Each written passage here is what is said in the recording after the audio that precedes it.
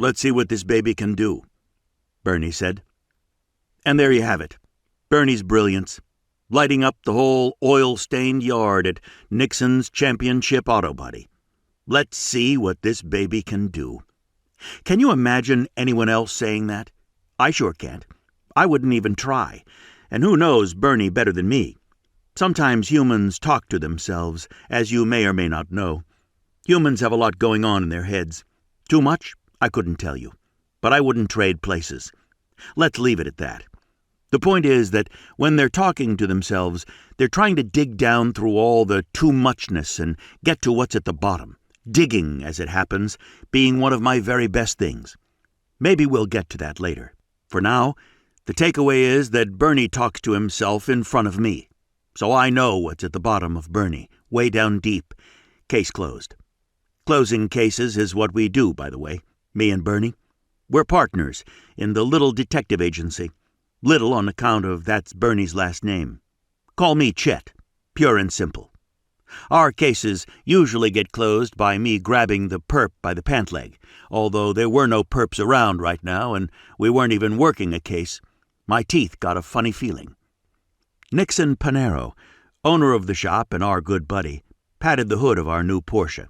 We've had others, maybe more than I can count, since things get iffy when I try to go past 2, but never one this old. Could I even remember them all? Perhaps not, although I have a very clear picture of the last one in my mind. Upside down and soaring through snowy treetops, the windows all blasted out, and me and Bernie also in midair, although slightly closer to the ground.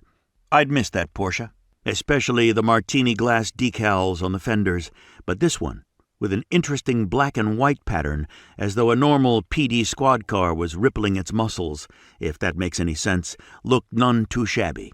In fact, and in a strange, dreamlike way, a thing of beauty. And to top it off, my seat, the shotgun seat, goes without mentioning, couldn't have been more comfortable. The leather soft and firm at the same time, and possibly quite tasty. A no-no, and I forgot that whole idea at once. One last thing, Nixon said.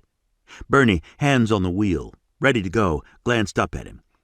All parts guaranteed original and authentic, Nixon said, excepting certain aspects of the engine.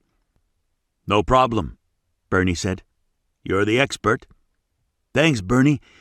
But what I'm saying is in horsepower terms, authentic might be stretching it the teensiest bit. So my advice would be to take it on the easy side at first. Sure thing, Bernie said, sliding his foot over to the gas pedal. On account of what we've got here, Nixon began, is kind of a beast.